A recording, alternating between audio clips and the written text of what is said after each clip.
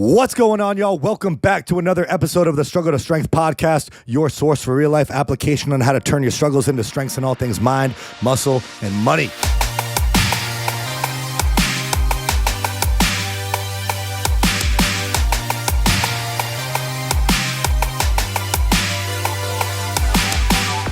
We're both in the health and fitness industry. And like we talked about, like we're all pretty health and fitness conscious. We understand the importance of mental health along with physical health and how those two are like work synergistically with each other.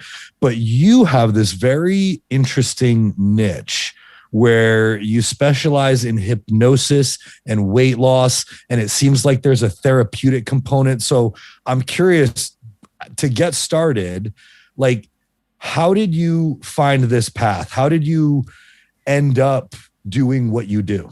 Yeah, it's a really interesting story. To keep it brief, it kind of ties into that being outdoors and fitness related. I grew up in Wisconsin, and there's no mountains in Wisconsin. There's no real great hiking out there.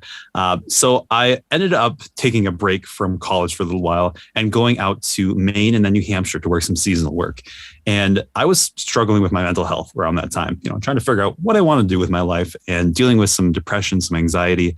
And everything changed on one day. I believe it was 2019. It was like the third day of the year. I was out on a famous hike in New Hampshire, and I got lost in a blizzard. And it was the closest I ever came to freezing to death, to dying. And I had to really confront my mortality, my idea of what I wanted my life to be. And I realized I couldn't keep waiting for someone to fix me. I couldn't keep waiting for a therapist or medication to make the changes that I really already knew I needed to make. And so at first I discovered meditation, which for me was pretty radical growing up in the rural US. And through learning the science of meditation and kind of realizing that we can influence our thoughts and they're not really set in stone, I stumbled upon hypnosis. And as you said, I realized that hypnosis is it's not just a stage show gimmick. I learned that it's actually a pretty therapeutic tool. I mean, it's been studied for over a century now. And I at first learned it kind of as a passion project to work on my own issues and to help friends. And it was just something I was fascinated in. And it kind of grew into this career that I now run. That's amazing. So we've had a lot of people on this podcast who have talked about near-death experiences being a catalyst for massive change in their life. It sounds like you're no different. Yep. And for those listening, like being lost in a blizzard in the Northeast is no joke. I mean, you leave your house and the wind hurts your face. Yeah. So a number of people die doing that every year in New Hampshire. It's a serious thing. Absolutely. It's a real thing. New Hampshire, Maine, Vermont, they can be pretty dangerous places. So luckily you survived. Very grateful that you're here. Yes. And it kind of launched you down this path. So I guess my question is, when you started learning about hypnosis, were you like practicing on yourself? Did you see someone who worked with you? What did that look like? A little bit of both. So I went to college for something completely unrelated. I was an English and psychology centered student. And like most people, I thought that hypnosis was fake. I thought that it was just a stage show thing. And so I started doing some, online hypnosis things. They've got some free ones on YouTube that I now realize aren't really that great, but it was free. And so I got some experience with it. And then I started learning through online courses and some podcasts out there. I started learning basically at first how to hypnotize myself. And then I advanced to working with other practitioners, doing some hypnosis, as a paying client. And then I started working with hypnotists, to practice on them, have them practice on me. So I kind of learned the ropes. And then from there, I actually went and got formal training when I realized this was something I really wanted to do. That's really cool. I'm super interested in hypnosis, in learning more about hypnosis itself and what exactly it is, because you use it for a number of different things that have a huge positive impact on people's lives. But I've always been curious because I've tried to be hypnotized a couple times and it never worked for me. So I would definitely, one of the things I wanted to ask is like, what exactly is hypnosis? How did it start? I don't know if you're super educated on the history of it, but I'd be interested, like, how did it start? How did people find out about it, and what's actually going on when you're being hypnotized? It's such a big, meaty question. Before I touch on that, I do want to touch on the idea of who can be hypnotized. Yeah. I personally believe that everyone can be hypnotized because we're kind of doing it to ourselves all the time. Essentially, what hypnosis is, it's a state of trance that we are using for change or using for, ridiculous things if you're doing a stage show. We're doing that state of trance all the time. If you're watching a really good movie and you get in the zone, Brad Pitt is not dating this woman, but you're still heartbroken when he leaves her or something like that. Or you still jump when something jumps out from behind, the curtain. Even though it's pixels on a screen, even though the storyline is completely fake, you're still in that moment. You're still in the zone.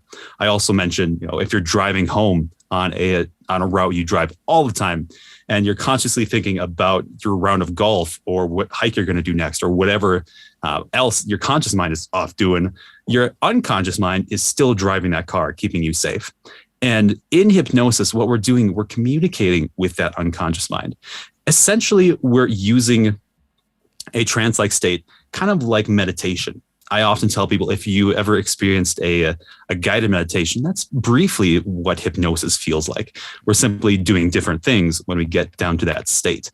So to talk about the science of hypnosis, what's actually happening, the brain waves are actually slowing down. So when we're in a normal conversation, like you and I are in right now, our brain waves are hovering at a frequency called beta frequency. That's, normal conversation. Below that, we've got alpha frequency. That's a light state of trance. That's where we often go if we're zoning out, if we're doodling, in class or something, or if we're in a light guided meditation, something like that. Below alpha, we have theta, and that's the golden state of hypnosis. And we hear theta from, guided meditation teachers and others, being in the zone, that kind of idea. Essentially, what theta is, it's a state where you are so focused on something that you kind of trance out to everything else. In hypnosis, you are essentially focusing on the hypnotist's voice or their suggestions so much so that everything else kind of just fades away. And it kind of looks like sleep because theta hovers right above delta, which is where you're at when you're sleeping. And so even though people assume it's sleep, you're awake, you're aware the entire time. People generally remember about as much out of hypnosis as they would in a normal conversation.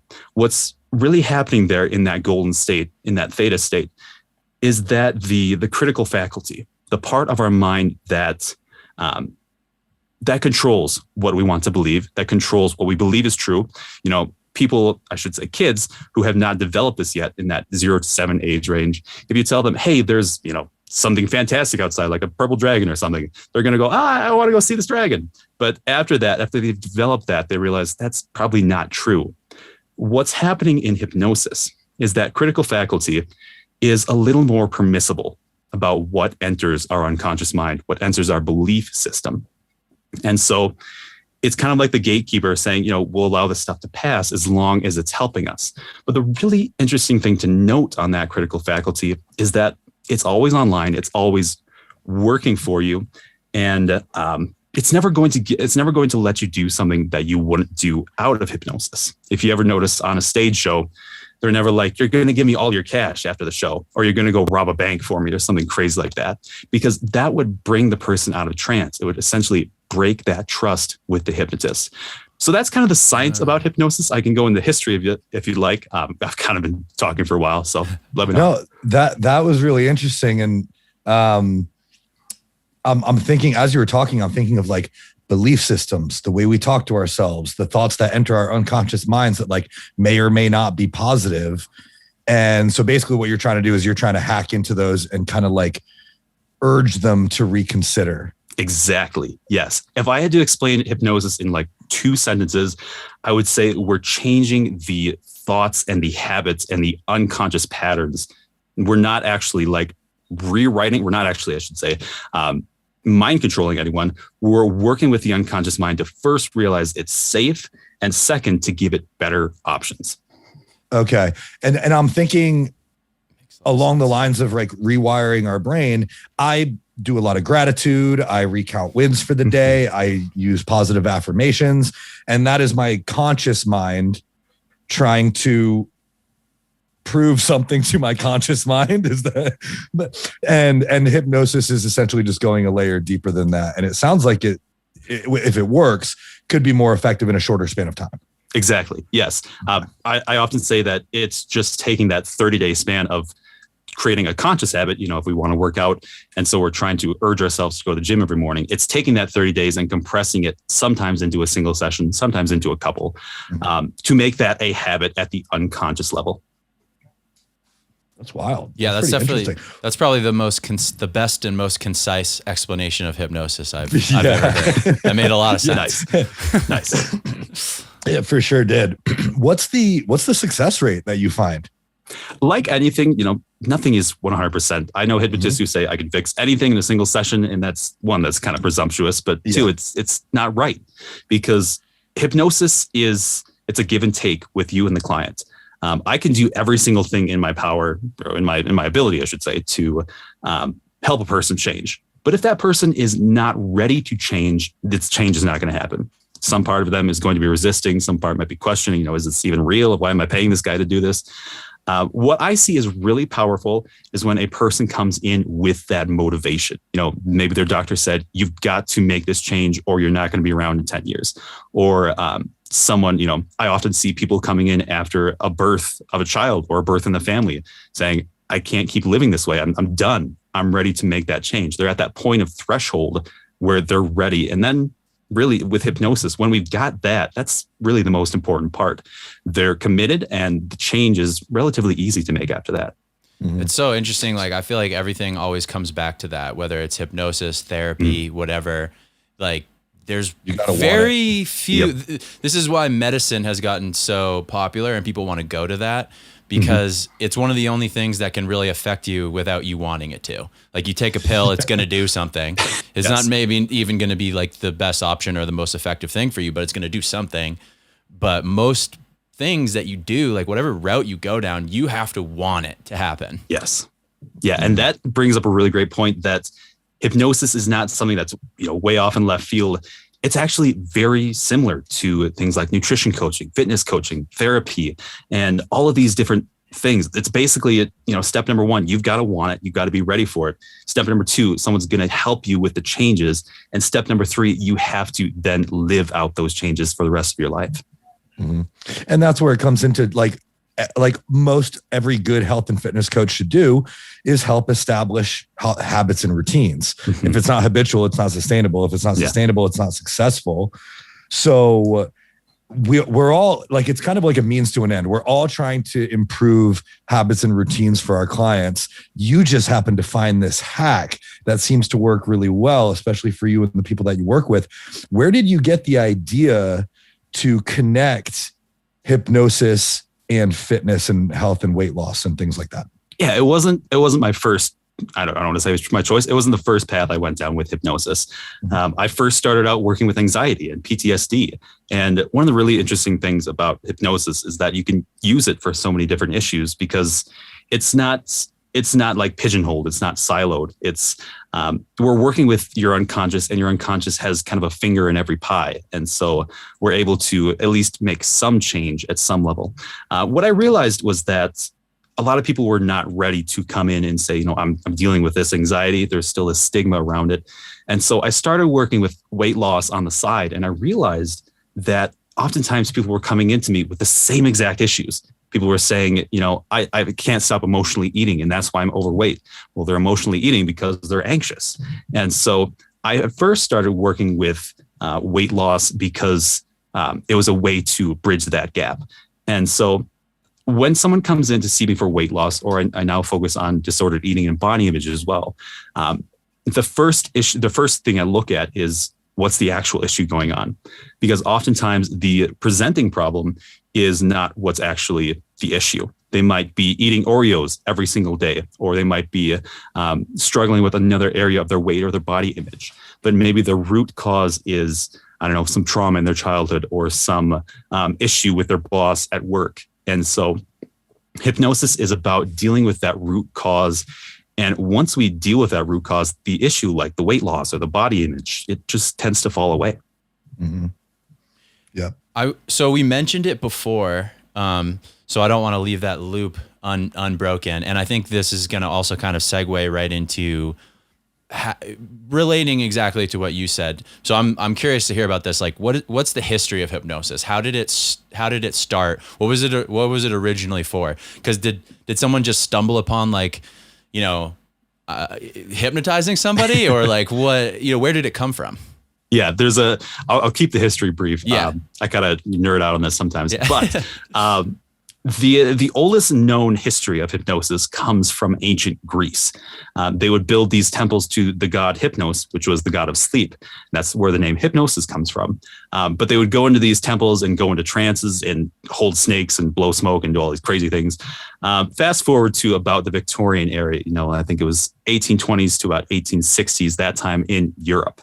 That's when hypnosis started to get scientific. That's where people like Franz Anton Mesmer, I think that's his name, where the name mesmerism comes from, or mesmerized. He was one of the first major hypnotists to say, this is a real thing and this can actually help us. And it can also be used for fun stage show things. He kind of went the odd route. He became kind of a mystic and anyway. It was then brought into the scientific literature right around the time that we see psychoanalysis coming into play. That's actually the time that we first see hypnosis being used for treating things. And hypnosis got its first big break, I guess, right after World War I, because you had the largest number of people on the planet at that time who were traumatized, who had PTSD from that. And at that time, psychoanalysis, it was like a 6-week program. And, there weren't enough psychoanalysis to handle the thousands of people who needed to go through this. And so they took hypnosis off the shelf and worked through some of these issues very quickly. And then after that, they kind of stuck it back on the shelf and until World War II happened, and they brought it down again to deal with the same issues. And then they realized, why do we keep putting this back on the shelf if it's so effective? And ever since about the 1960s, 1970s, hypnosis has been experiencing a renaissance. We've started putting people in MRI machines in hypnosis. That's why we know the brain waves. And we started doing actual studies on this. If someone is curious about, the scientific literature of hypnosis, just go to Google Scholar and look up hypnosis. There are hundreds, at times thousands of studies that talk about, is hypnosis real? Is it actually effective? And what's going on? So that's the history in brief of hypnosis. Interesting. So it was really being used, because I've definitely heard of people being hypnotized to stop smoking cigarettes, for instance, drug addiction, or, things like that. But it was kind of originally being used more for anxiety, PTSD, trauma, that sort of thing. But those are probably linked. Those are probably, yes, linked. And it seems like that's where, using it to help with the issue with obesity, it's like the same, similar thing. It's people who are having, trouble with impulse eating and forming new habits, that sort of thing. So, yeah. Absolutely. And what I find really interesting about psychology and hypnosis is that the more I learn about it, the more I realize that when you pull one lever, it affects every single thing else. Oftentimes when I see a client and they come in for, smoking or something, I generally don't work with smokers because it touches on that topic of being ready. The person who makes the appointment is not the same person who comes in. They make the appointment, they're ready to quit that day. But then when they come in 2 weeks later or whenever I can fit them in my schedule, it's like, I already paid for this. I'll kick the tires and see what happens. They're not committed to that change anymore. But what I find with hypnosis is that when we pull that lever, whatever it may be, say it's for anxiety, we work with that root issue. And then they email me a month later saying, hey, all of a sudden I've had the confidence to build it or to write this book that I've been thinking about for years. Or all of a sudden my work performance has gone up. And so there's so many different connections that we see with psychology, for sure. Yeah. Interesting. So I have a question about when we're digging down and we're finding the root cause of these issues. We recently had somebody on who we were talking about creating affirmations that are like most helpful to overcome a certain trouble or certain experience or certain trauma. And so I'm thinking, as we're creating affirmations to overcome things, and hypnosis seems to be just like the deeper level of actually believing those the first time, not standing in the mirror and saying, I am whatever, like over and over and over again until you believe it. It sounds like it shortcuts that. Do you kind of dive in and figure out, like, learn more about their story, learn more about their trauma, and develop very specific things for them to like actually believe? How does that work? Yeah, that brings up a really great point of what we're actually doing in hypnosis. Touching on affirmations. Affirmations are what hypnotists would call direct suggestions. We're telling ourselves, this is what I want to believe.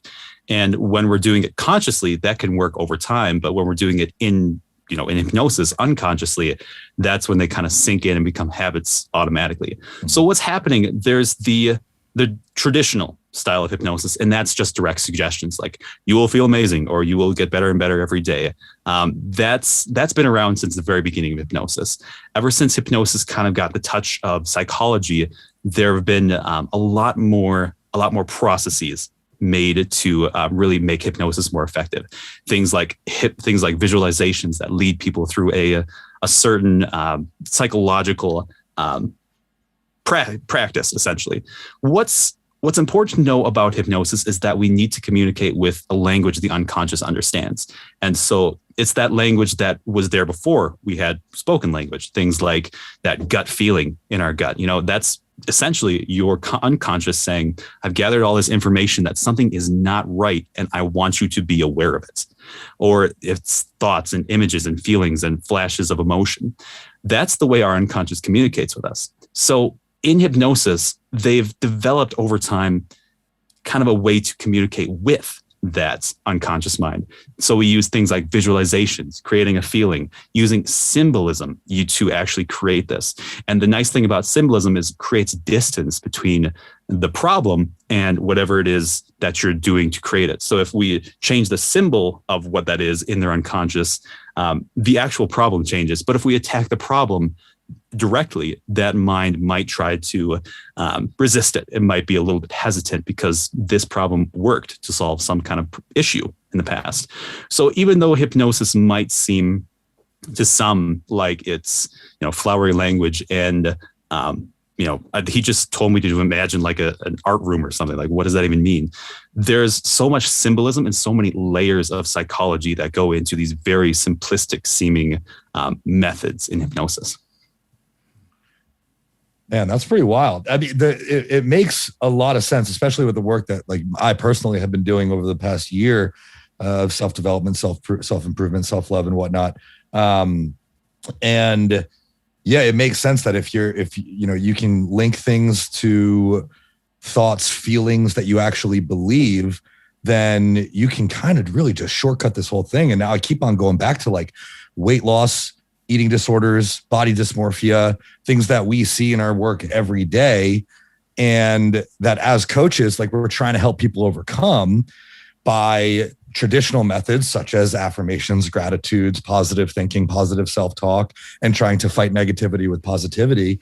I guess I'm curious to learn some examples of like body dysmorphia, eating disorders, weight loss. What is body dysmorphia? That's a word that I've heard and I've used, and I actually don't really know what it is. Yeah. So to explain my definition of body dysmorphia, this is, not the legal definition or the clinical definition, but it's essentially where your mind is focusing so much on perceived flaws or real flaws even, that it blocks out everything else. It's like the model who is already stick thin, who can't get over that their shoulders or their hips are too wide, or the bodybuilder who, had some trauma in their past or something that, they were beaten up or bullied as a kid or something. And even though they're completely ripped, they could beat up anyone they wanted to, essentially. Their mind is like, I still need to get bigger to keep myself safe. And so what's happening with body dysmorphia, what kind of defines it is that when they look in the mirror, their mind is only noticing the flaws. And they've actually studied this in MRI machines and realized that different areas of our minds are lighting up. When someone without body dysmorphia looks at an image of themselves, or anyone, I should say, they see the entire image, or the area of their brain that sees the entire image lights up. When a person with body dysmorphia goes into an MRI machine, they're lighting up that part of their brain that sees detail. They're literally only seeing the forest or the trees in the forest, not the entire picture. They're only seeing their cheekbones or their jaw or that mole on their neck or something like that. So you're telling me that there are people in the world that don't have body dysmorphia? I have, yes. Well, it's probably Wow. it's probably one of those things that's like anything that's kind of on a related spectrum. to psychology. Yes. Everything's a spectrum. There's no like in psychology. There's very rarely something. You know what I'm saying? It's like Yes. It's like you have body dysmorphia because you are so far on this side of it that it's getting in the way of your life. Exactly. Whereas like I probably have a little bit of it, but I'm just like, fuck it. And so it doesn't bother me, but it's when it gets to like a point of like what's the word? A disorder type of thing. Yes. Yeah. It's think- just body image issues taken to that very extreme issue. Yeah. And a lot of people like who we work with them. They want to improve the way they look. And so of course, they're already kind of in that frame of mind where they're thinking of all they can see is the proverbial zit in the middle of their face. And like, that's kind of how I explain it to my clients is, I had a zit right in the middle of my nose the other day and I felt like fucking Rudolph. And I know it's it's all I could see. I was like, God, this freaking zit right in the middle. No, nobody else knew. My own girlfriend didn't even notice. And that to me is like the easiest way for me to understand body dysmorphia is like, dude, no one else notices. Mm-hmm. Like you are looking at your own flaws. So when you're going to change this frame of mind, this way of thinking, how do you do that? Do you dig down into the trauma that actually initiated it in the first place and then replace those thoughts, or not partially replace them, but one of the cool things about hypnosis is that unlike therapy, I still am in touch with a lot of therapists. For some people, I recommend them to therapy. I'm not knocking it or anything, but with hypnosis, you don't have to relive that traumatic memory, whatever it may be. You don't have to unbox it and, cry and have the terrible association with it. With hypnosis, we are oftentimes, as I mentioned, able to change that symbolism of it. But also with hypnosis, we're able to do something really interesting. We're able to essentially strip away the emotions from certain memories. This is essentially, I should say, what's happening when I work with phobias, which I do occasionally. We're taking that traumatic memory from their childhood and essentially stripping away the emotion to say, this thing is not actually a danger to you. Your mind can, deal with this without having an issue. And so I forget the actual question, but does that kind of answer? No, that does. And it's interesting because we've had a few guests on lately talking about psychedelic assisted therapy. And what you just said is very in line with the approach that they talk about, which is to separate, like dissociate from the emotions of what happened to you. And, we just had a gentleman named Ramy Drozd on here who specialized in ketamine assisted therapy. So are there like, do any of these therapies work synergistically with each other? Are there similarities between hypnosis and psychedelic assisted therapy that you've noticed? I would say that essentially all of these therapies can work synergistically if you'd like them to. They're essentially kind of the same thing, just attacking the problem from different angles, from different entry points. So what it sounds, I'm not very familiar with psychedelic research, but what it sounds like is that people are getting to that state using a drug, using a way to dissociate, which dissociation is huge in hypnosis, in therapy. It's that way, as I mentioned before, that we separate ourselves from that issue, that we work on that symbol so that we're not, changing ourselves is scary. It's intimidating. And especially if we have to tackle that big issue that we've been struggling with for years. But if we can change this thing over here that is dissociated from us, that is not actually part of us in that moment, then it's much more accessible to change. I feel like you could do a really good 1, 2, 3 punch combo, which is hypnotism to kind of take the edge off of the memories, then therapy to confront them, and then psychedelic assisted therapy to totally rewire once you have a good framework. Absolutely. And that I have in the past the pathway to thriving. Yeah, I have in the past worked a long-term strategy with therapists for clients who, they maybe they came in, they were suicidal or something extreme that we needed a really intensive kind of therapy. And so we did, we came at it from multiple different angles and really to work with that over the long term. Super interesting. That's pretty interesting. Yeah, we've had these psychedelic assisted therapy guests on the podcast, and I'm pretty open about my psychedelic usage and my therapy, the work that I've been doing in therapy. And I'm thinking here, Travis, you might be onto something. I might have to add hypnosis to my armoire. Yeah. Why not? Yeah. I want to try it again. I want to try getting hypnotized because I've tried twice and it didn't work. But yeah, and I do want to mention one thing that I mentioned trust before. So hypnosis, the foundation of hypnosis is trust. It's that rapport that you build with someone. So if you tried like an online, I don't know what hypnosis you were trying, but if you tried a free YouTube version of a hypnotist that you've never heard before, or someone tried to hypnotize you on the street or something and it didn't work, well, that in large part might be because you didn't trust that person.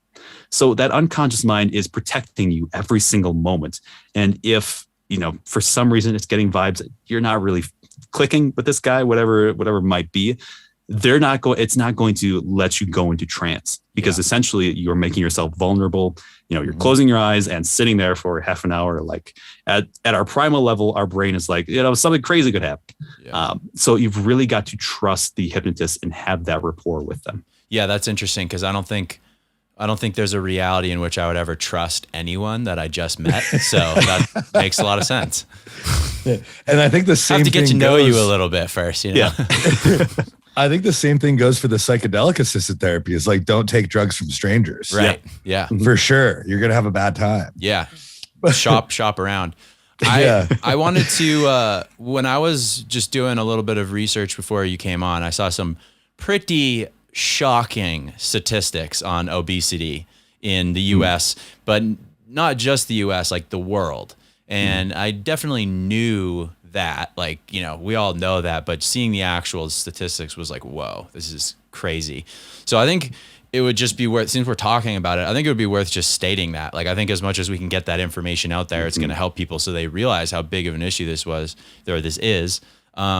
So be curious, from your perspective, obesity, obviously it's something that you're tackling. Why'd you choose that? What are the statistics? What kind of issue are we dealing with here with it? Oh gosh. The reason that I first started dealing with obesity is because, as you said, it's such an issue. Obesity is also one of those things that, you pull the one lever and everything else changes. It impacts your cardiac function, your liver enzymes. There's so many things that it hampers and creates an issue for. And so hypnosis actually has a really strong track record of working with weight, because we're changing, the thoughts, the motivations, the underlying traumas that may be causing emotional eating. We're essentially hitting all the mind game part of losing weight and keeping that weight off at once. So when I first started it with, health and wellness, weight loss and obesity was kind of an easy way in, I want to say, because it was a very proven effective method. And as you say, you help someone lose 20 pounds or 50 pounds over the course of 2 months, and they're ecstatic. They're like, they're sold essentially at that point. And so when we're working with obesity, with hypnosis, we're starting out small and getting those changes and then building that momentum. Essentially what so many other practices, so many other health coaches would be doing, just using the mind game part of it. Mm-hmm. Interesting. Yeah. And that's the hardest part, is getting people to not only change their habits, their routines, their mindset, the frameworks that they've been operating on for years or sometimes decades. Because every choice any of us have ever made have gotten us to where we are right now. And we get really comfortable with those choices. We fall into habits, we fall into routines, and we fall onto frameworks that have worked for us in the past because it's easier than what we're trying to do right now, which is change. And especially in the case of obesity, those people have been doing those things and following those frameworks for a really long time. They probably learned them from their parents in many cases. So we're trying to undo years, sometimes decades, sometimes generations of poor decision-making when it comes to your health and wellness. And that's really hard to do. So we're circumventing a lot of those challenges. And a lot of them also fall under the category of eating disorders and body dysmorphia. Mm-hmm. So when you mention weight loss, eating disorders, and body dysmorphia, like I would say the majority of the population falls into one of those categories, right? Yep. So you're attacking all three at once and likely more, because I think we both know that your body hears everything your mind says. Right. And if your mind says that you are not worthy of losing weight, that you will never be successful at losing weight, you'll never be able to keep it off, well, you're probably not going to be able to. Mm-hmm. So that's a really important part of what we do. Now, I'm curious to hear about like the just like the process that people go through. Like, do they change the way that they're thinking pretty quickly? Do they start to see those results pretty quickly? And like you said, they compile in terms of moving into other aspects of their life. That's real sustainable change. Absolutely. Yeah. And I'll definitely touch on that. I did first want to mention, at first I made it seem like I was just, getting into weight loss because it was kind of an easy fix, but I do it now because it's such a passion for me. Weight was something I struggled with, and body image and such.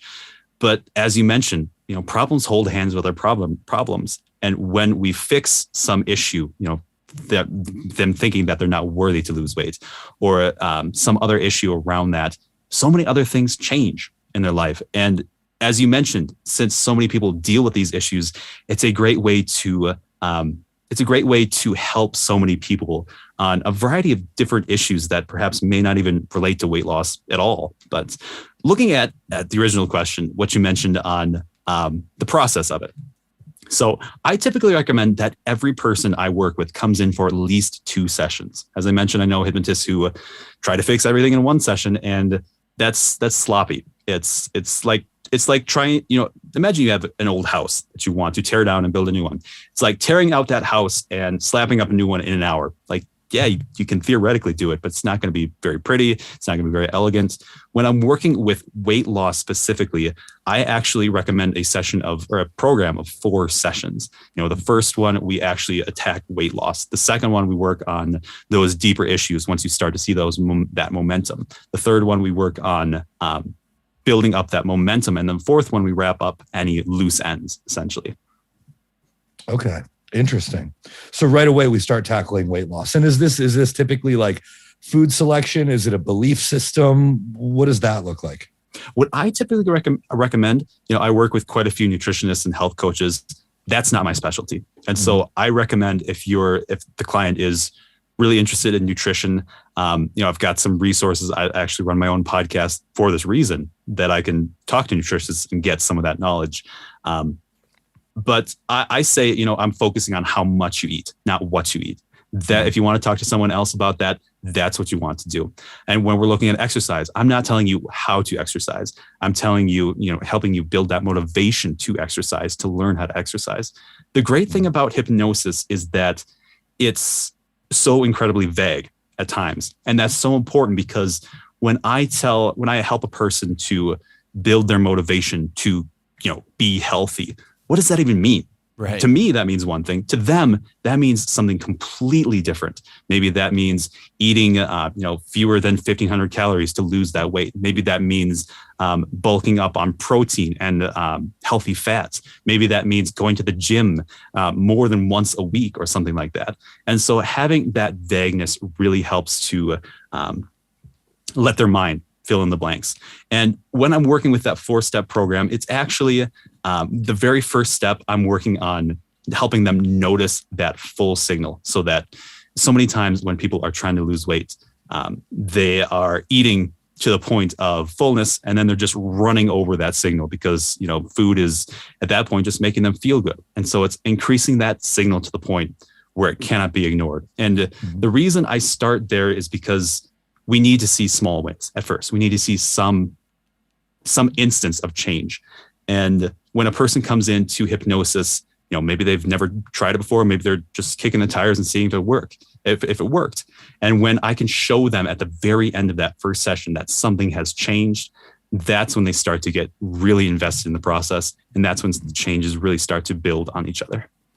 Yeah. It's kind of sounds like just like awareness and desire is what you guys are working on, like awareness around what you're doing, how you're doing it, and trying to grow a desire to learn how to do things better in a way that's going to help you get closer to where you want to be rather than continue to be set back where you are.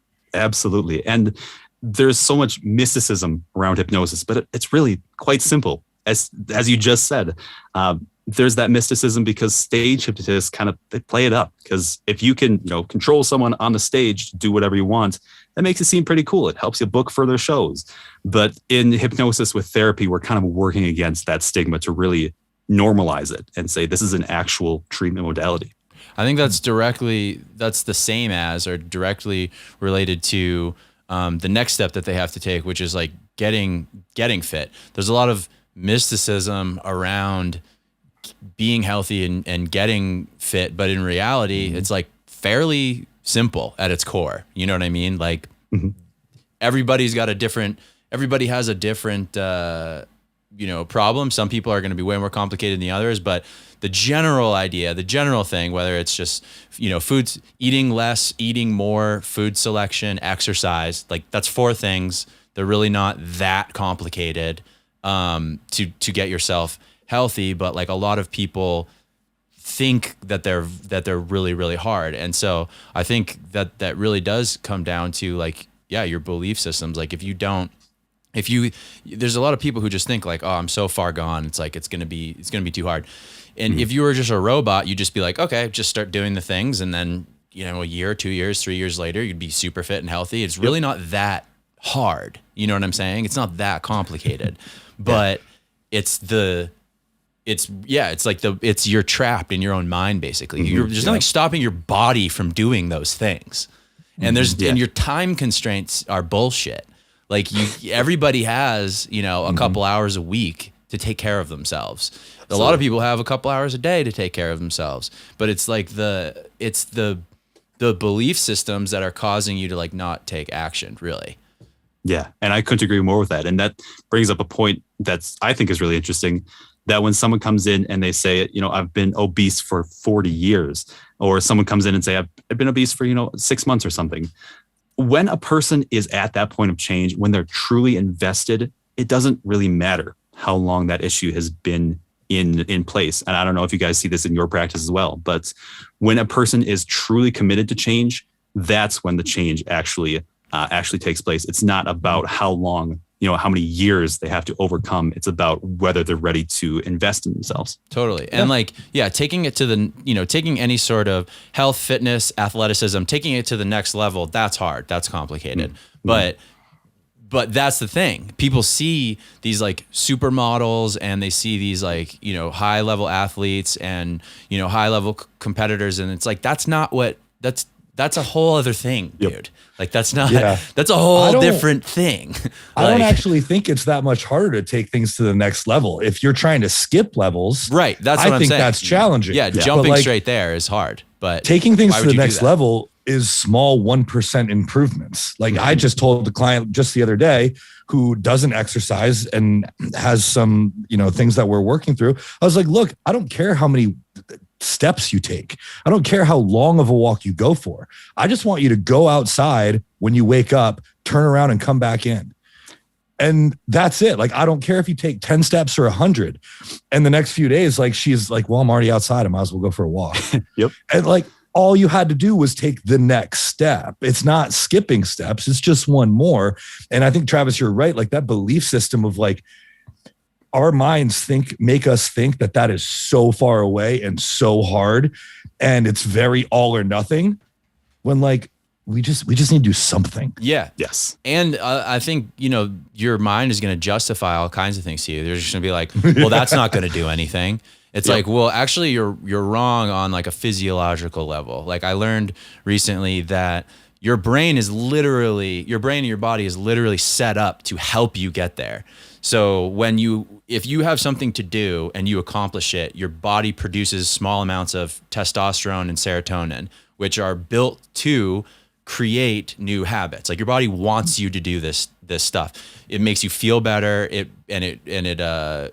solidifies like a reward system and then helps you build new habits. Serotonin is like the is like the habit building drug. You know, it makes you feel good, but it's created for a purpose of you learning to do new things. Your body literally wants you to do that. So if you think like, oh, well, going for a 2-minute walk isn't going to do shit. Well, actually, it's going to literally create hormones that are creating a reward system. It's a tiny, tiny little snowball that's going to create a like big change. It's like a huge deal, actually. Doing those little tiny things is, you know, you can, you know, there's a lot of kind of like woo-woo things to think about it, but at its core, there's just like physiological science that shows why that's important too. Absolutely. Know? And talking on that science, I think it's so interesting how every single time we do something, whether repeat it or it's the new time, we are literally changing ourselves at the biological level. Those neurons in our brains are growing closer together or further apart. Our brain is so plastic that there's no way we can't change it. It's constantly changing and just building new habits, building new issues. And that's when, you know, someone comes in and they say, I've been obese for 40 years. How can I possibly change? I'm like, you're already changing. Like, you're already taking steps. You're already changing your beliefs towards this. Like they came in to see you. Yep, exactly. That's the first step. Yep. That's what's so great about we're in like a information revolution right now with coaches, like courses. Education is everywhere. You can find, you know, with a little bit of research and cross-checking, you can find really good coaches like both of you. And what's so great about that is like, you're able to like play on your mind's natural pathways to create this. If you go spend, you know, whatever, $200 to $20,000, whatever, you know, there's all kinds of different ranges. But if you go spend a little money to hire a coach, and then you show, your body's like, well, I spent the money, I have to go do the thing. You show up, you're creating a reward system. Then you got the pathways, you can follow these little things. Like it's all out there for you. It's really, you know, we're in a really cool time when it comes to what's available for us.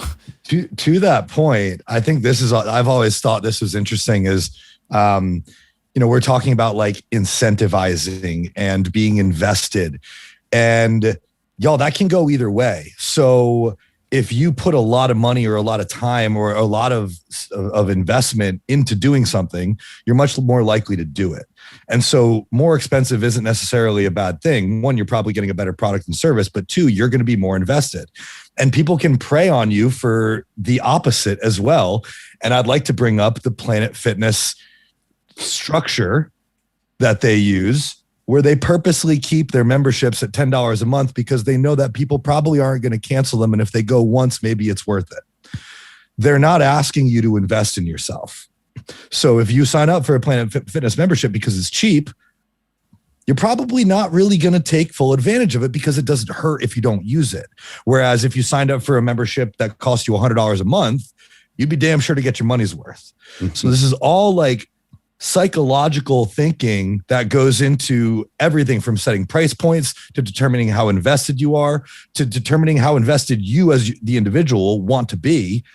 Don't be afraid to invest. If you truly want something, and this comes back to like actually wanting it, money doesn't matter because you can always make more of it. The thing that you're wasting is time that you can never get back.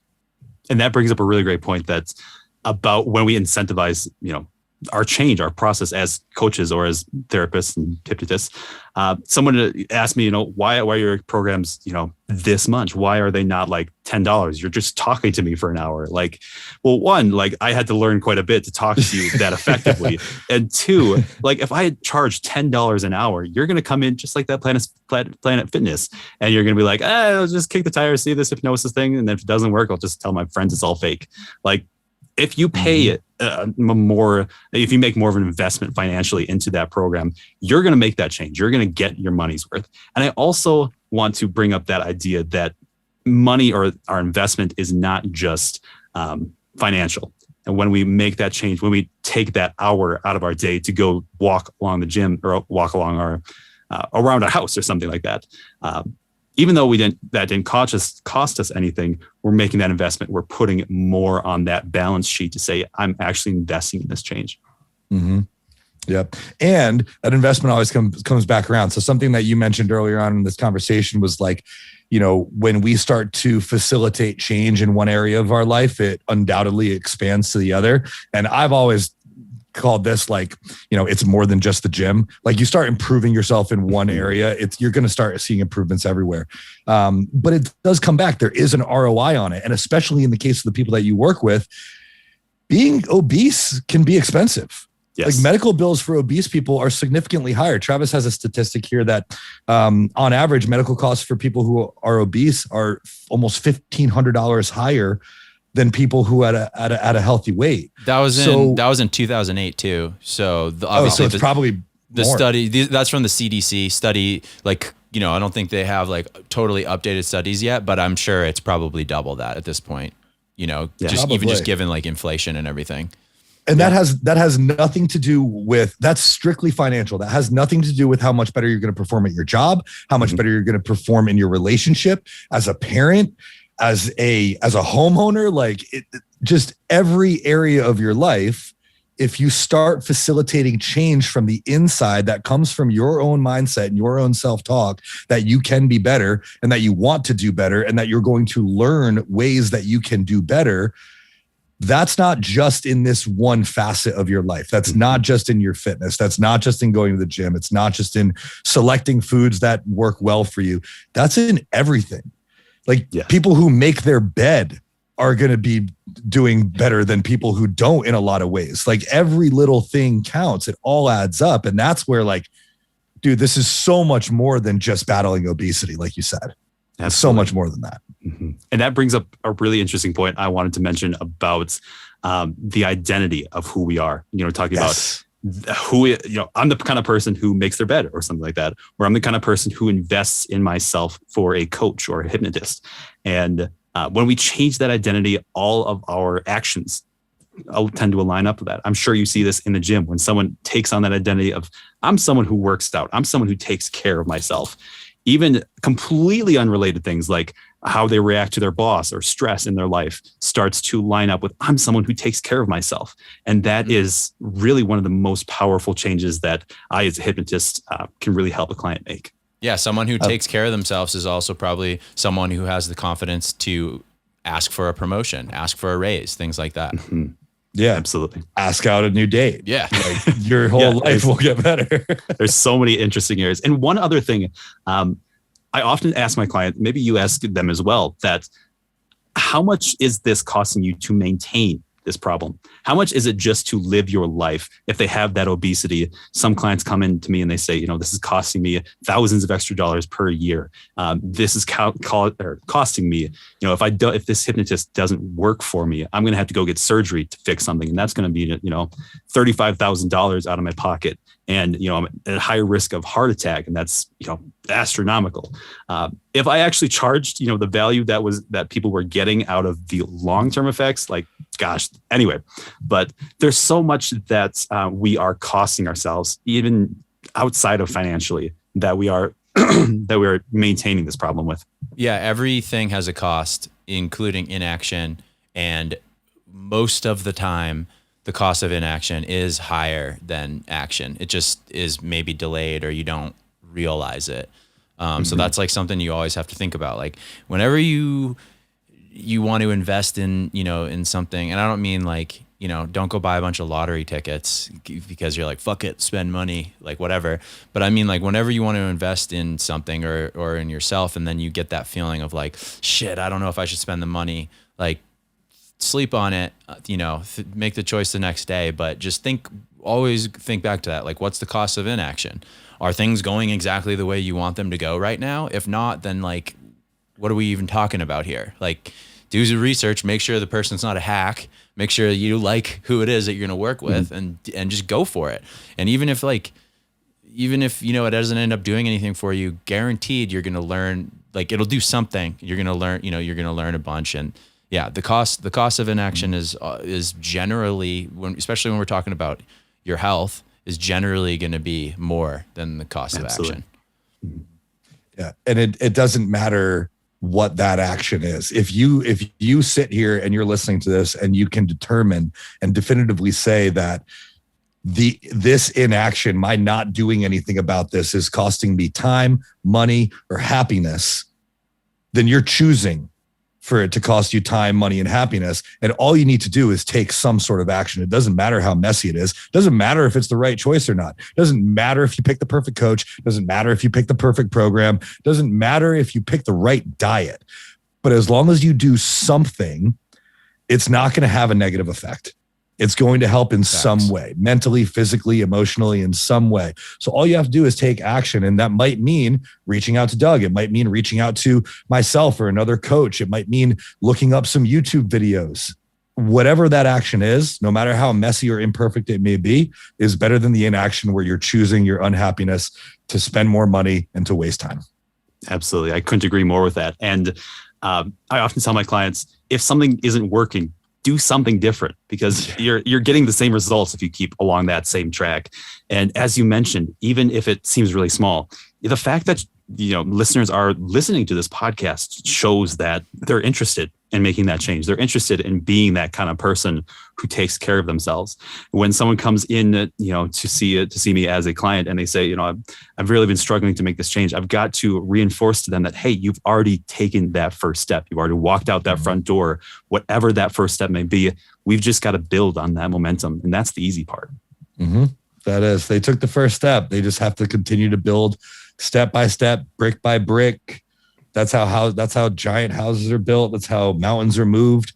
So, we're all pretty much doing the same things with a lot of our clients to get to the same result. At least that is, we just need, people to be willing to trust us and take that first step. And it's been really cool to learn about how hypnosis is helping people do that and helping people believe in themselves and believe that they're worthy of the change that they're trying to facilitate and believe that they can do great things. And it was really cool to learn about how interconnected all these forms of therapy and behavior change and everything are. So, man, I really appreciate you sharing this knowledge with us. It's been really refreshing. And I think Travis and I both have kind of a new take on hypnosis from the guys who we couldn't be hypnotized before, but we probably just didn't trust the person. Yeah, absolutely. And I really appreciate you having me on this show, really just to, as you mentioned, demystify hypnosis a little bit and say that it's actually a tool for change. So thank you. Yeah, I appreciate it, man. Now, I'm sure that the people who are listening, I know they're going to want to learn more about you, follow you. I know that you have your website that you provided to us, but I want to give you the chance to kind of plug yourself, tell people where they can find you, your socials, your website. If you have YouTubes that you do, give yourself the plug and let us know what things you have coming for us. Yeah, I appreciate that. Yeah. Excuse me. My website is Anywhere Hypnosis. I built it, kind of before the pandemic, before everything went online for everyone. So I got lucky in that way. But I work with people all over the world for this specific issue. On my website, anywherehypnosis.com, there's I've got a free hypnosis that helps people work with cravings. If emotional eating is something that you work with or struggle with, it's called the Binge Blocker Protocol. It's kind of like a way to stop it the moment that you feel that urge. Take 15 minutes or something to go sit in the room and listen to this hypnosis and make some changes. I've also got some other social media that I'm pretty active on. I've been really active on TikTok recently. That's been growing quite well. But more importantly, I've got YouTube, and that is where I should say share a lot of the science, a lot of the information. And I've recently started a podcast that's also on YouTube. It's called the Weight Loss with Hypnosis podcast. And really the goal of that was to educate on hypnosis, but also to introduce some of the other experts that I work with. So you'll get information on nutrition and health. And that's pretty much where you can find me. I love that, man. And as you're talking about some of the resources that you have available. I'm a list of clients in my head pops up that I'm gonna share some of these with, especially that binge blocker video. And yeah, I would love to continue to connect with you and kind of have you as a resource. I really appreciate you coming on, man. And to everybody who's tuned in to another episode of the Struggle to Strength podcast, we thank you very much. We will see y'all next week.